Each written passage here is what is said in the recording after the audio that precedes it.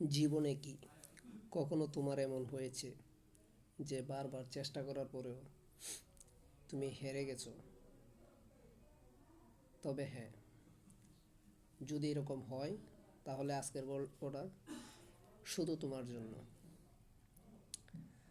কারণ ব্যর্থতা কখনো ব্যর্থতা নয়, ব্যর্থতা সবসময় একটা সাফল্যের একটা অংশ। ঠিক আছে, তো গল্পটা হচ্ছে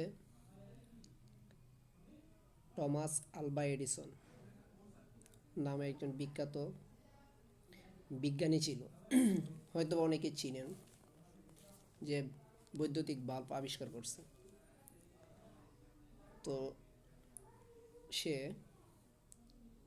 প্রতিবার বৈদ্যুতিক বাল্ব আবিষ্কার করতে গিয়ে ব্যর্থ হইতো। যতবারই কাজ করতো ততবারই ব্যর্থ হতো।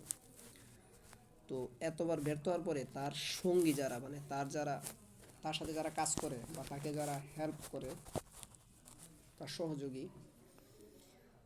তারা তাকে বারবার বলতেছে যে আপনি এগুলাতে বারবার ব্যর্থ হচ্ছেন, এটা কোনোদিনও সম্ভব না, আর এটা হইব না। প্রায় 999 বারের মতো এরকম হওয়ার পরে সবাই একেবারে হতাশ।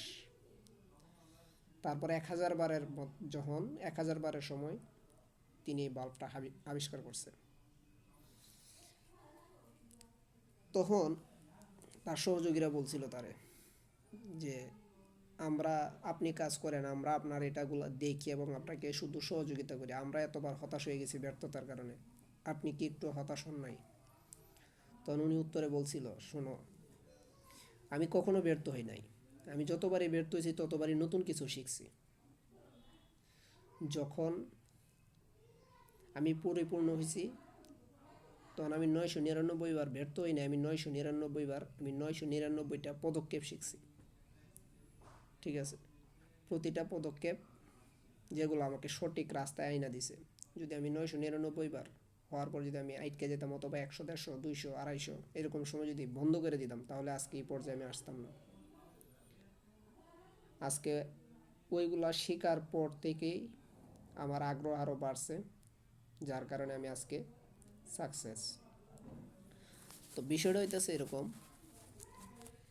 যে যে কাজে লাইগা আছে লাইগা থাকে, তবে হ্যাঁ, সঠিকভাবে কাজটা করবেন এবং খুব মনোযোগ সহকারে।